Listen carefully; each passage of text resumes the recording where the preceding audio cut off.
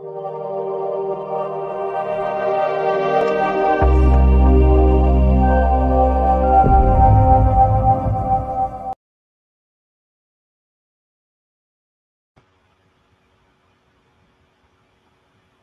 Dr. Coffee Brown to discuss what's new in health and medicine.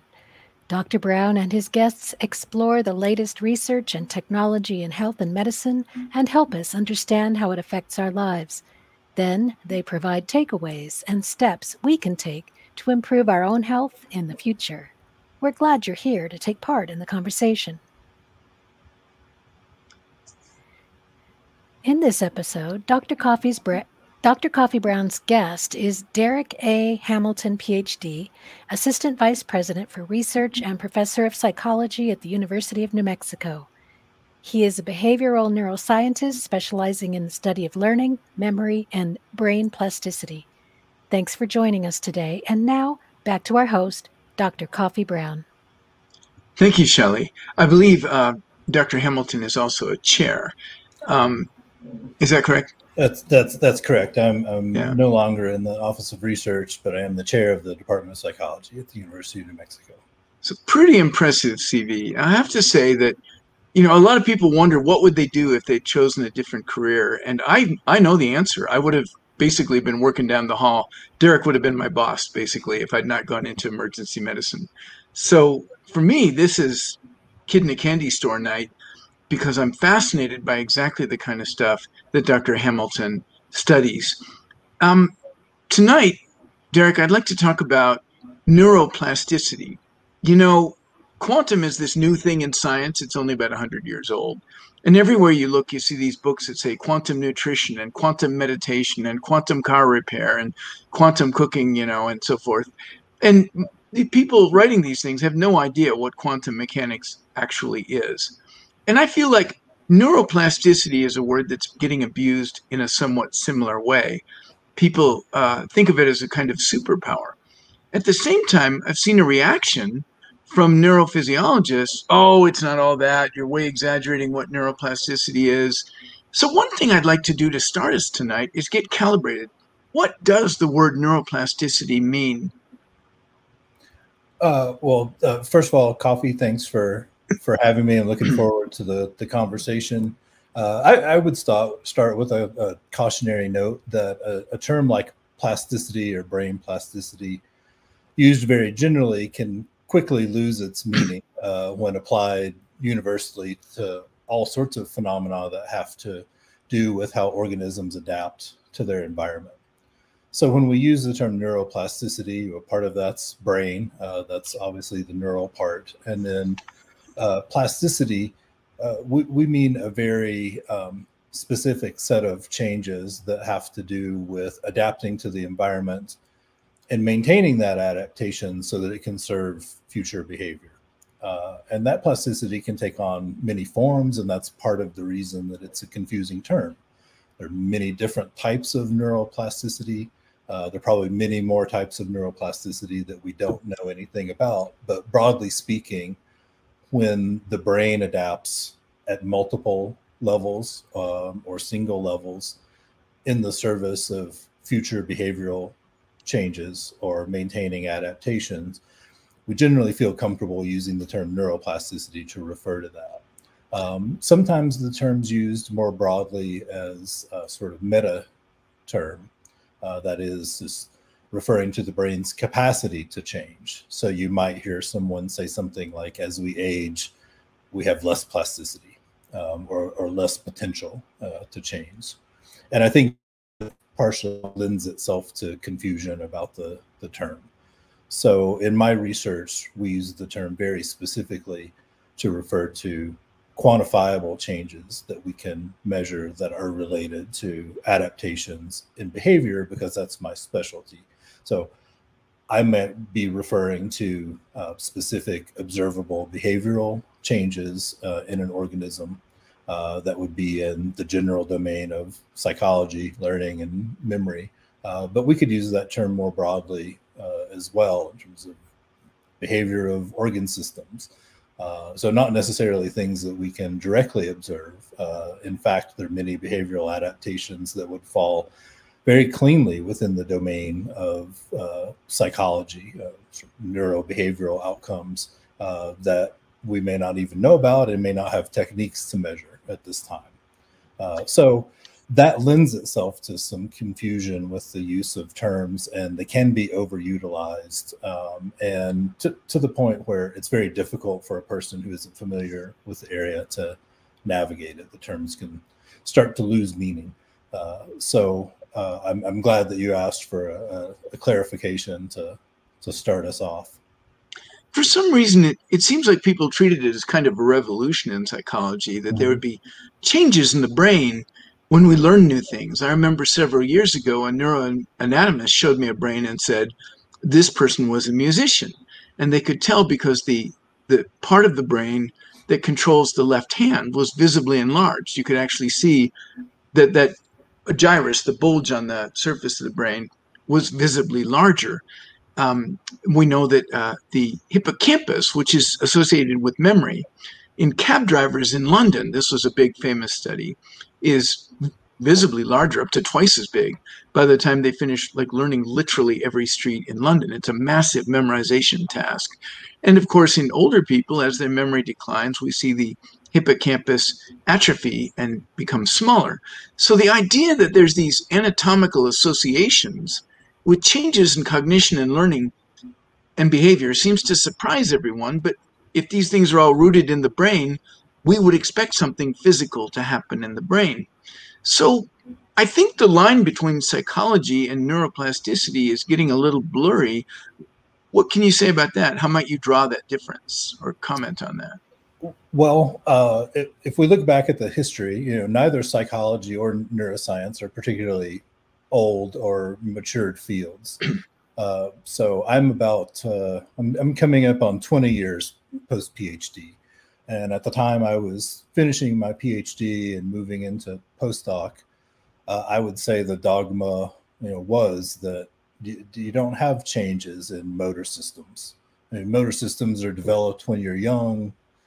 Visual systems, other sensory systems are developed when you're young, and you don't see massive changes within those systems of the types that you're talking about. To also put that into another context, 100 years prior, scientists were still arguing about what the brain was composed of. We didn't start to understand more about neurotransmitters and the activity of individual neurons, the isolation of sodium and potassium channels earlier in the 20th century. So we're really operating in a very new field. And at any one point in time, we could easily say most of what we know about the brain has been learned within the past 15 to 20 years, as it relates to its structure, function, and its role in the service of behavior. So it's a rapidly growing field, but like most sciences, we go through processes of developing theories. Some of that theory becomes somewhat dogmatic, and then it takes large observations or new insights to overturn that. So I have a distinct memory of transitioning from PhD to postdoc around 2002, 2003, and seeing very clear data in non-human animal motor systems that those motor systems at a very granular level are remapping, day to day. There's alterations within those systems and little bits. Some of it may just be random variation, but some of it's very clearly related to behavioral outcomes or new behaviors. And observations such as this start to overturn that dogma that, well, the brain is developed very early on, and then you have less and less plasticity throughout life, to the point where the ideas become that certain things like vision, language, other motor behaviors simply don't change and don't enjoy that sort of change with respect to the neural circuits that underlie them. Now, kind of in the way that I model it, creativity and learning we can think of in terms of trying new connections. Now, in the way that we experience it, that would be new connections between stimulus and response, between concepts. Like when you say the, capital of New Mexico, I say Santa Fe as an association. And we test these associations, and if the feedback we get is that they work for us, they get reinforced. And if the feedback we get is that they don't work for us, then they get sort of blunted, subdued. Incidentally, Martin Gardner, back in Scientific American, published a fascinating article about menace, which was a set of boxes, matchboxes, with different tic-tac-toe moves drawn on them. And just by rewarding or punishing the boxes, by adding or subtracting beads, you can build a computer that will beat you at tic-tac-toe from nothing but matchboxes and colored beads. And it works in a similar sort of way. For some reason, this kind of takes the magic out of thought and learning for a lot of people. But thought and learning are still what they are. Creativity is still what it is. And I speculate that as we get older, one reason we do less of it may be that the system is less adaptable, but it may also be because we've tested and found really good connections. The tic-tac-toe computer matures at a certain point and doesn't get any better because there is a best status for it. There probably isn't for a brain, but it's probably solved a lot of the things at 50 that it was still experimenting with at 20. So is it good or bad that we do less of this as we get older? Well, it's a great question, and like most great questions, it has a couple of answers, I think. So on the one hand, you may be very correct in your model of thinking about it, that, well, maybe one of the reasons as individuals age that they don't seek out opportunities for modifying behavior is because within the larger system of rules that they're operating within, that they've learned, they have reached an optimal solution according to their nervous system, where extended or additional effort simply isn't achieving greater payoff for the additional work of trying to learn new ways to solve problems or take on new tasks. On the other hand, that can lead to a system that becomes highly specialized, and maybe you might characterize this as less creative, or less broad, and one with less experience. And generally, we might think that that's bad for plasticity in terms of is the brain being stimulated enough to maintain connections. And therein, I think, is a lot of where there's a negative truth and probably some, I won't call it misinformation, but maybe misunderstanding of what we mean by plasticity changing. So it's not so much that as the brain ages, it loses its capacity for plasticity or the capacity to change, or the efficiency with which it changes. So the capacity is still there. It may not be what it was earlier in life. We know, for example, that it's more difficult to create neuroplastic changes in the service of behavior with aging, but you can still do it.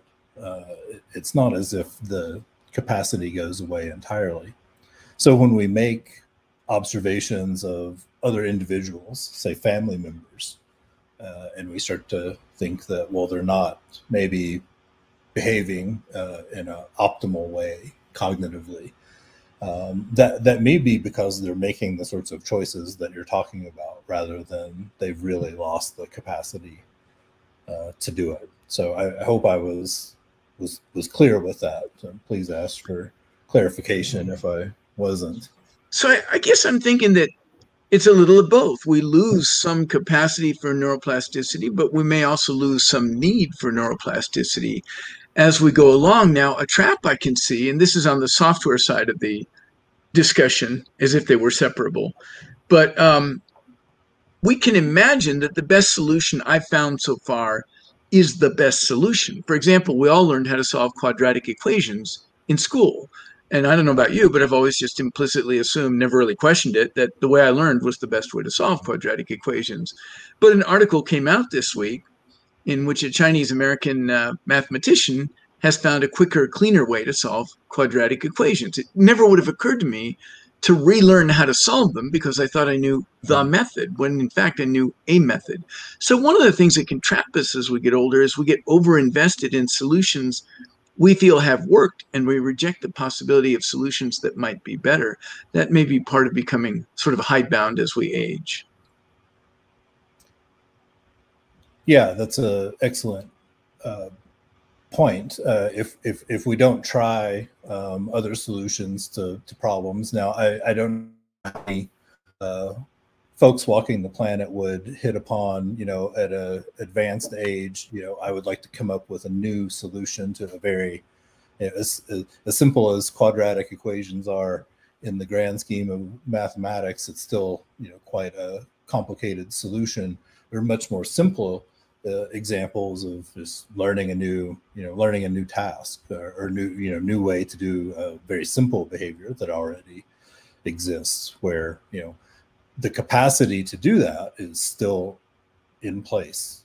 The adaptive capacity is still there, but the individual may not be motivated, to undertake the behavioral experience and burn the calories to make that happen. I think this conversation is reminding me of Donald Hebb's characterization of IQ and aging. So we have this dilemma where the person supposedly has a much less plastic brain as they age and continue to age, yet they're wise, they'll score higher on a verbal IQ test, and they maintain a lot of wisdom. And so how do you balance those two factors? So part of it may be that the individual has amassed a lot of knowledge and information, and it's resource intensive to maintain that in the nervous system, which may manifest in a reduction in attempts, for example, to learn new tasks, to learn new information, because all of that's going to create competition potentially between the storage of information versus acquisition of new information.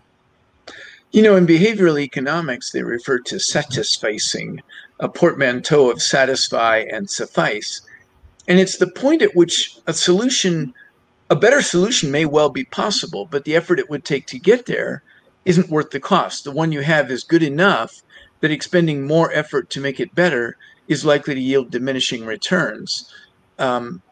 Maybe that's one way to describe the relative optimization as we get older, although I fear that often what we think is optimization becomes a counterproductive habit over time. For one thing, the world changes.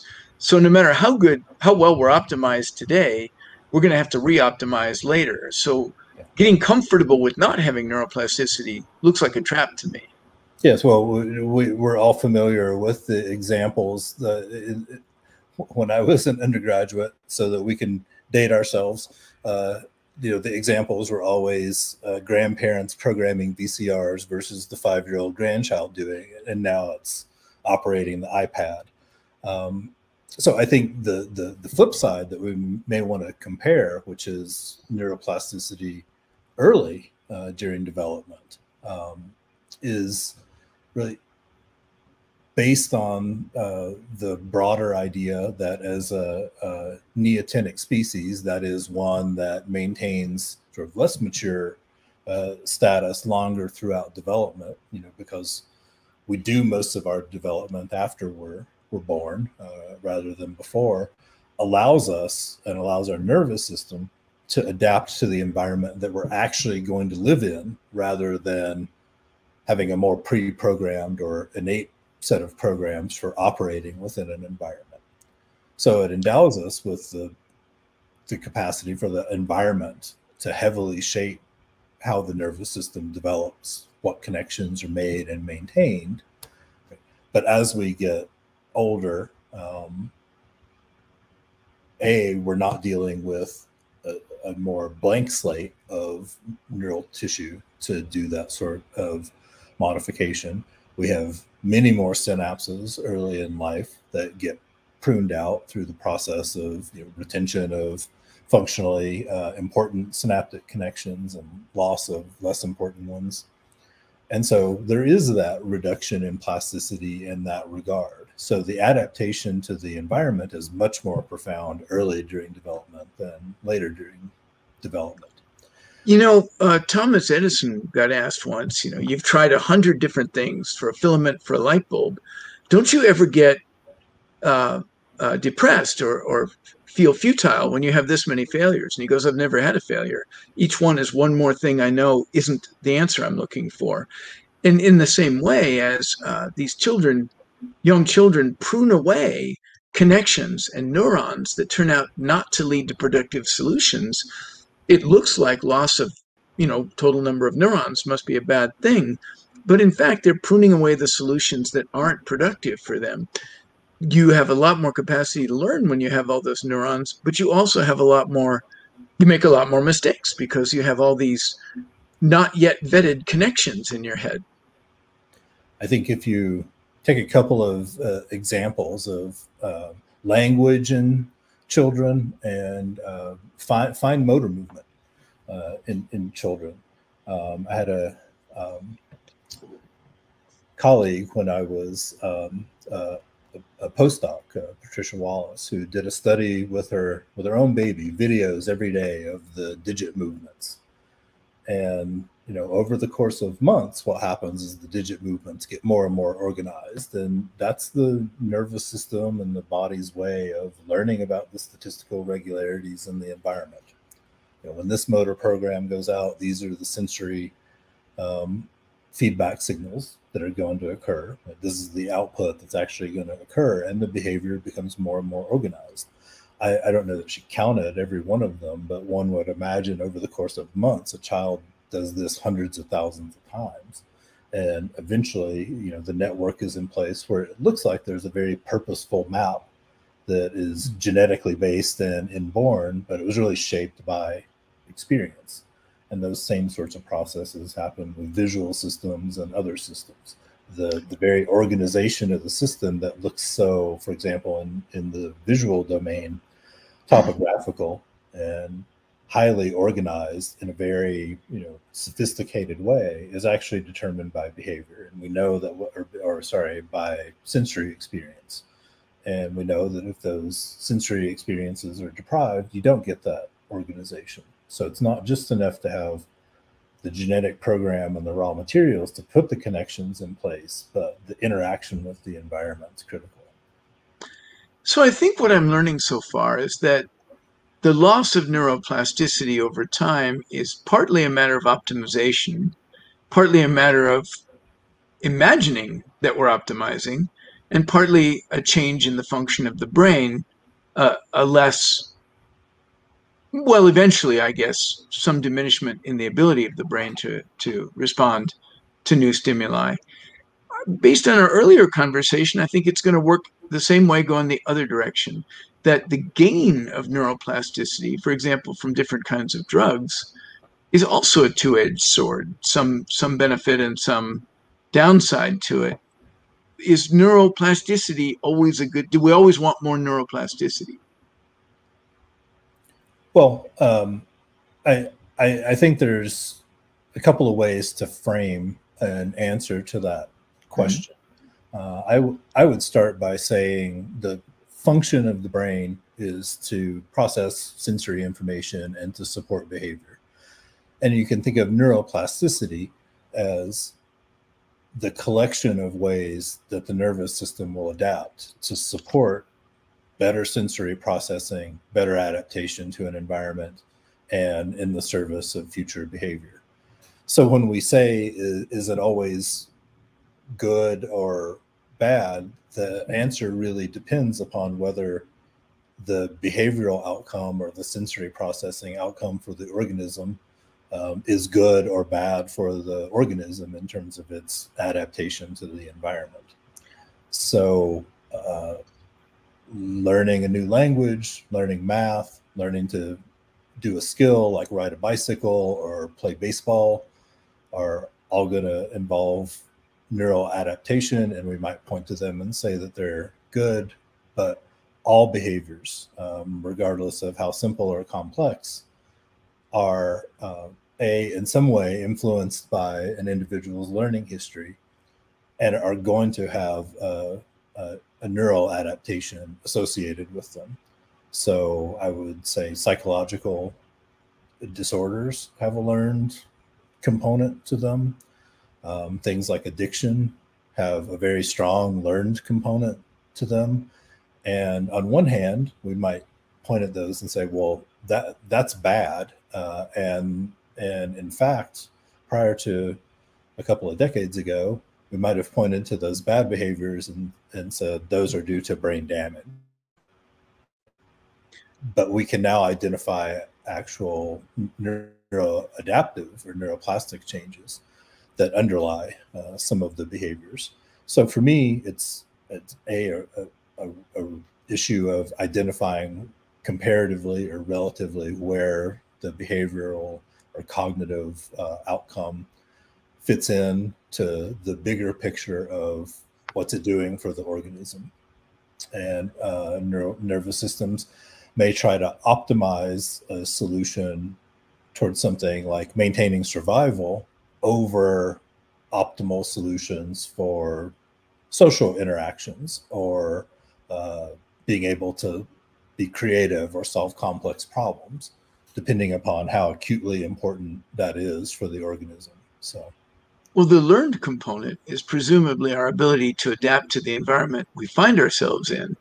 But we also have an inborn component that's a result of the environment our ancestors found themselves in. Sometimes those are at odds with each other. That's why we have a learning capacity at all, is to be able to get beyond that. Well, that's why we might argue that we have such complex nervous systems, is that we have to reconcile the phyletic memory of the species with the current situation that the organism is in.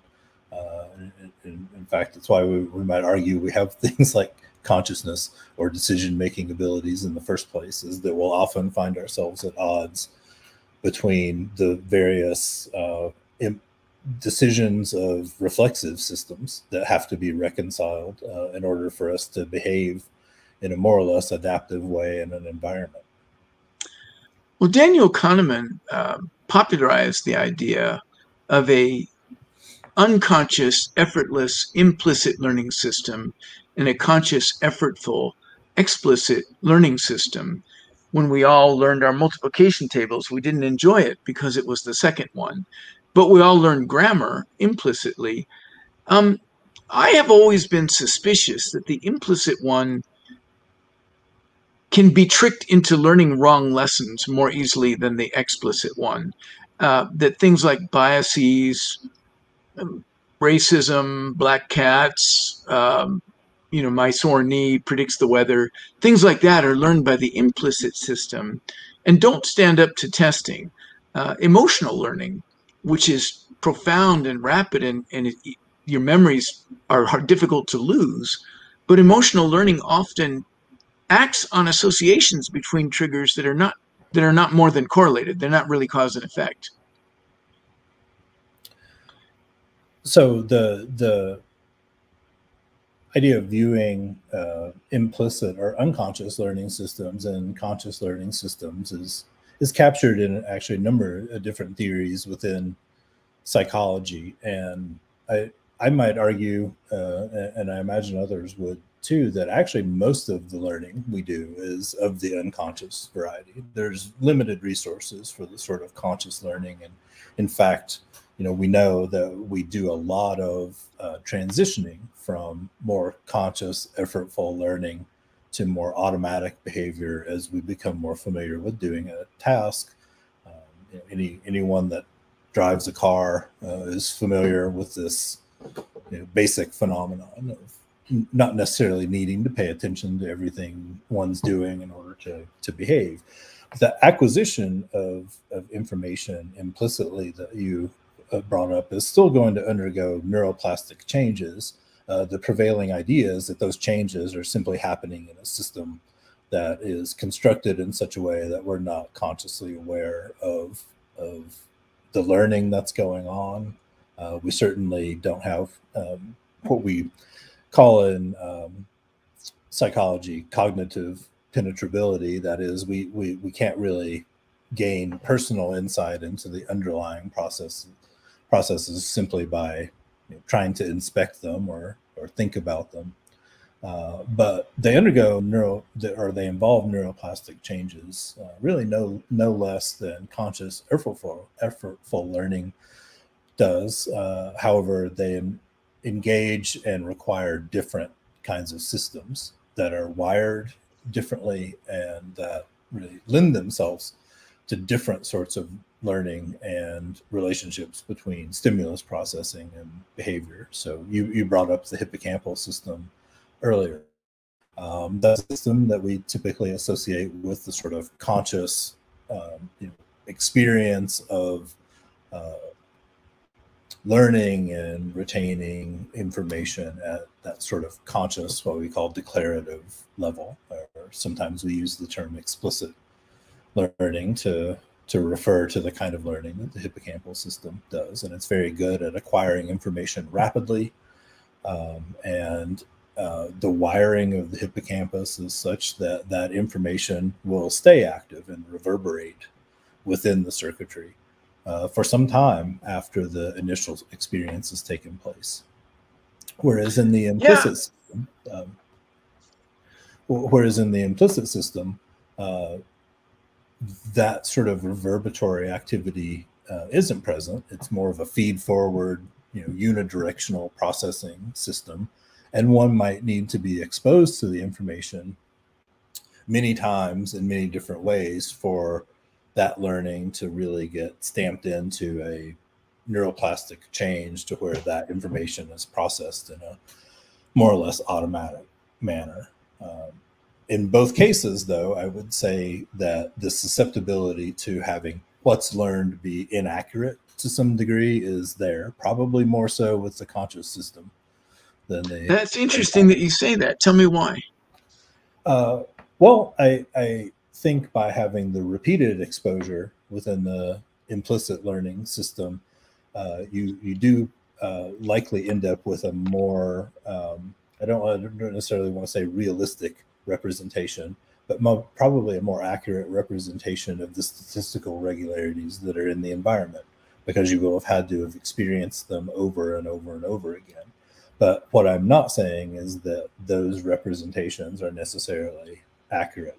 So, for example, if I experience a stimulus that's associated with an unpleasant outcome, like the classic example in psychology experiments are being shocked when a stimulus is present, I will learn that association between the stimulus and the shock probably very quickly, because there's an emotional component to it.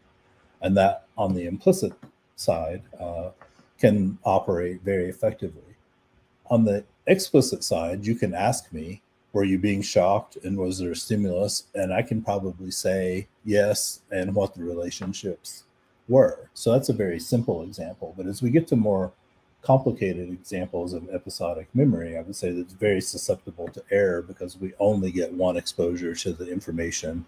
It reverberates, it gets incorporated with other sorts of information that's stored within the circuitry. And because we had that one shot and then or one experience and then had the reverberatory activity, it lends itself to errors being introduced into the memory. So we're absolutely certain that most episodic memory is inaccurate to a very large degree, right? Versus implicit learning, at some point, we're maybe talking about the balance that's involved in maintaining upright status. And at some point, we will have enough exposure with the statistical regularities to have a fairly reasonable representation of what the relationships are between certain movements and loss of balance or maintenance of balance. So that's my only point.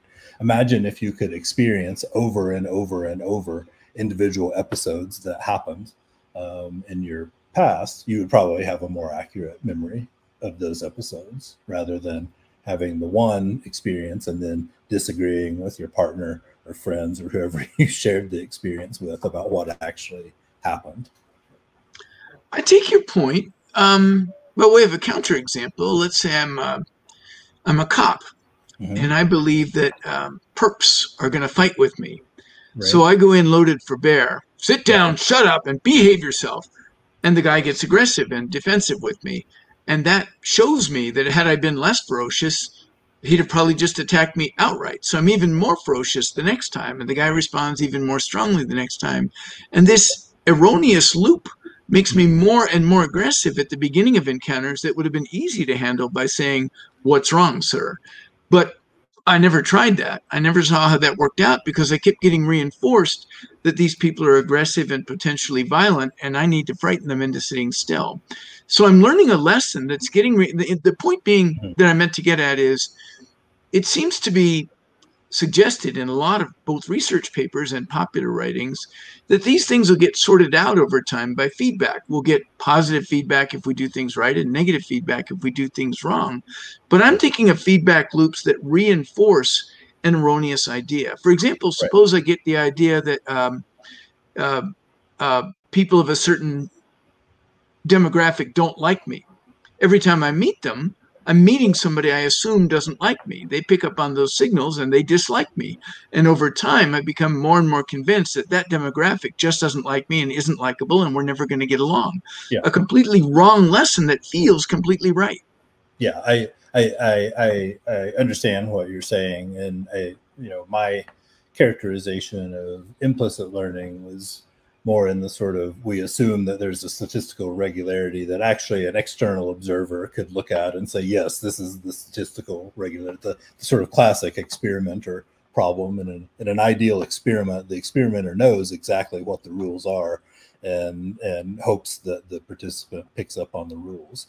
I think the example you're talking about is much more complicated in that it involves a self-generated belief. I mean, obviously it would have a basis in past experience, but then there's the sort of self-fulfilling prophecy aspect of the behavior. So if the behavior is always consistent with the expectation, there's no reason to change the rule, or there's no reason to change the approach. One would have to get experience, counter experience or data that's inconsistent with what's expected in order to change in this case, the belief.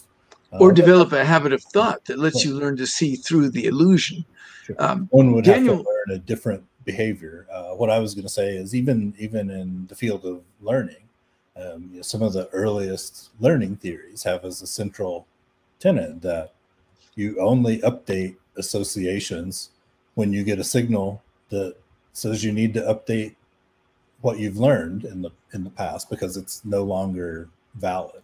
So if one doesn't get that signal, which in the example you were talking about with the police officer and a perp and the expectations of what's going to occur, well, if the individual never gets data that are inconsistent with their belief, they're not going to have a reason to change the belief. They're not going to have a signal to correct to. So this actually makes me think of a great story from Kahneman and Tversky's Thinking Fast and Slow, where Kahneman was supposed to go and help the Israelis train their fighter pilots. And he watched him for a bit, and he saw that this guy would really chew him out if they made a mistake during maneuvers, but he said nothing if they did a good job. Mm-hmm. Finally, Kahneman says, most of the research seems to say that praise works better than criticism, but you only ever bark at them. You never tell them good job. And the guy says, I've been doing this for 20 years, and I know what's going to happen, which is that if I tell him he did a good job, the next pass will be worse. But if I scold him for a bad job, the next pass will be better. This guy's been doing this for 20 years. It's been strongly reinforced for him that scoldings work and praise is counterproductive. And Kahneman said, well, of course, he's regressing to the mean. If you made an unusually bad move, of course the next one will be better. And if he made an unusually good move, of course the next one won't be as good. You're not seeing the effect of praise and scolding at all. You're seeing regression to the mean. This is the kind of thing I think the implicit system just cannot do. And yes, John McKinney, that's exactly what I'm getting at, is that implicit learning will catch inconsistencies if they're frequent, if they're consistent, and if they punish the individual. At least that's how I would. I don't know. What would you say to that, Derek? Well, when I first saw John's question, my first thought was people are going into a news story with a predetermined, set of beliefs that then, provide a framework for reading any news stories. And this is what gives us I think, great variety in how individuals respond to the same piece of news, because they already have pre-established beliefs that are often implicit, although obviously people can declare their beliefs. But I think the implicit part's particularly interesting for this because it really shapes how we interpret the environment that we're in, and in this case, within the context of a story. But I don't know if you had a different idea that you wanted to communicate there, Coffee. No, but this somehow, I'm not sure what the connection I'm making here is, but I'm thinking about the fact that wrong ideas become real if you repeat them often enough. Mm-hmm. And I'm wondering if it's the case that we're externally manipulating someone else's Hebbian learning. So maybe you might tell us about Hebbian learning and comment on whether external repetition affects it. Okay, well, Hebbian learning refers to the process of modifying connections in synapse. It's named after Donald Hebb, who I think I mentioned earlier in talking about the aging example. So Hebb's postulate was that if you have two neurons, one is projecting to another, so there's a connection. You have cell A projecting a signal to cell B. If cell A is active and by way of its activity is coactive with cell B, then the connection between the two neurons gets stronger. So that's a very basic form of neuroplasticity. I study it in my laboratory. It's usually done with electrophysiological methods where we can measure what the populations of neurons are actually doing. And it's a form of what I would call correlational learning. So we might call it sort of coincidental learning. In other words, if two events are coactive, we get a strengthening of the connection between the two events, in this case, the neural activity of the two cells. I think an important point to keep in mind when we're talking about how the brain adapts as well is that the changes can go in either direction. So there's also an anti-Hebbian learning where if one cell's not active and the cells it's connected to also aren't active, we can see a reduction in the strength of connections between them. And then there are various other related sorts of rules, but we tend to use the Hebbian learning rule as the sort of canonical sort of modification that happens in the nervous system. But there can be non-Hebbian alterations as well. So for example, cell A could simply become better at eliciting activity in cell B, but they never have to be actually active at the same time for that to happen. So it gets much more complicated than that simple rule, but it is correlational learning. And I think I've mentioned a couple of times in this show that one of the things the nervous system does is it picks up on the statistical regularities that are going on in the environment and adapts accordingly. And Hebbian learning is one of the predominant ways that we think that this happens in the nervous system in the service of future behavior. It's certainly not the only one. I'm sure that we will find many others. our framework may change fundamentally. Coffee scared me at the beginning when he started talking about quantum, and I'm like, oh, I was here to talk about neuroplasticity. But you know, as we transition from our sort of solid state computer metaphor, who knows what sorts of analogies for nervous system function that we'll come up with once quantum computing, for example, becomes much more popular. So as we think about it now, Hebbian learning is this sort of correlational learning where activity in multiple neurons that's correlated leads to a strengthening of the connection between the two. So you're more likely to get activity in a cell because of its prior history of being activated by a cell. Now, how that actually maintains information and stores memory is an area of intense study right now. And it's one that we don't have a very complete understanding of, although our theories have gotten more sophisticated. Yeah, what got me on that, Jag, the reason I invoked that simple subset of neuroplasticity was the notion that the repetition can be external. If I just keep telling you over and over black cats are bad luck, it starts to become real for you, or at least for most people, it's going to work that way. That's spooky to me, the idea that somebody else can reach into my head and fiddle with my, I'm going to say Hebbian learning, but say repetitive learning associations, you know? So certainly advertising organizations understand this.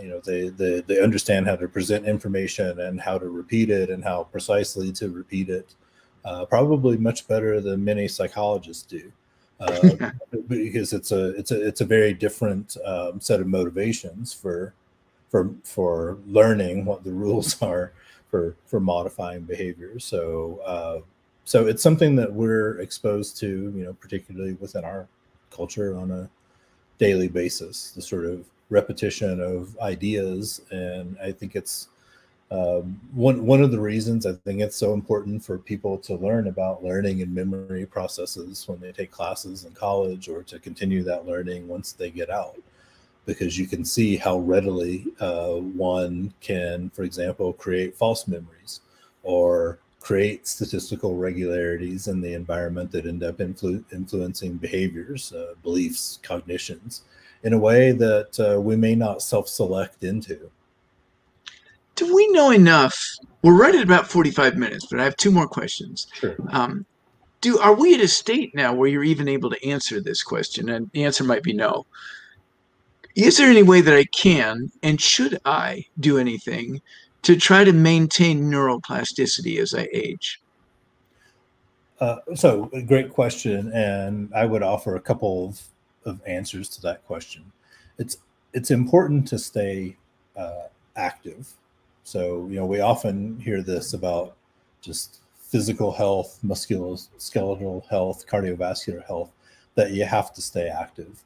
And the same applies to the brain. Probably one of the most common questions I get is, are any of the various apps I can download and do cognitive training with, are they actually good for neuroplasticity? And I would say it depends. It really depends on, you know, what you're doing. If you're going from doing nothing to doing them, then yes, there's probably a benefit. But most of the data suggests that there isn't a detectable benefit on things like attention and intelligence by engaging in, you know, these additional tasks.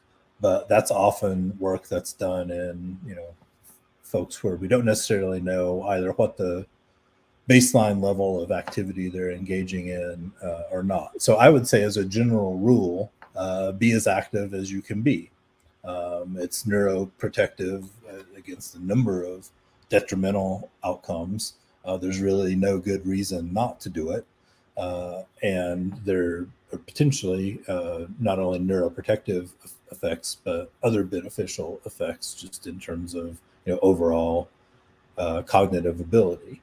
Now, again, I want to be clear that I'm putting that in the context of versus becoming very sedentary and inactive, you know, say post-retirement, for example. I'm not thinking of anybody in particular, I'm assuming here. Just myself. I often get the question from students in class, and one of my most common responses is, right now I don't feel like I need to take on additional efforts to keep my brain active, because I'm reading papers, I'm writing grants, I'm reviewing grants, teaching classes all the time. I have lots of studies going on, and my brain is active. But what would worry me is if I retire and then stop and don't keep my brain active and engaged. So this question is a follow-on to that, and it's clearly aimed at you, Derek. So I just want to make sure I can get my glasses to where I can read the question. So the idea of nootropic drugs that improve brain plasticity for seniors. Are we at a stage where people can make that claim? There's data to suggest it. Without even talking about a specific drug, we know that there are drugs that can increase brain plasticity. My fear is that often when we have pharmacological, so pharmacotherapeutic interventions, that with the system that we use in the United States, we often don't know what the long-term outcomes are.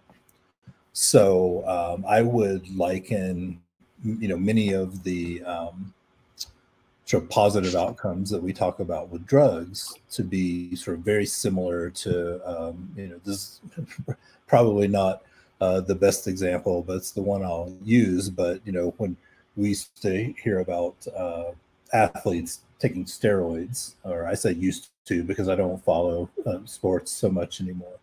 But the idea that one could take steroids and just get more muscular is, actually not true. One needs to take the drug and then engage in a certain set of behaviors, exercise and lifting weights, to realize the full potential.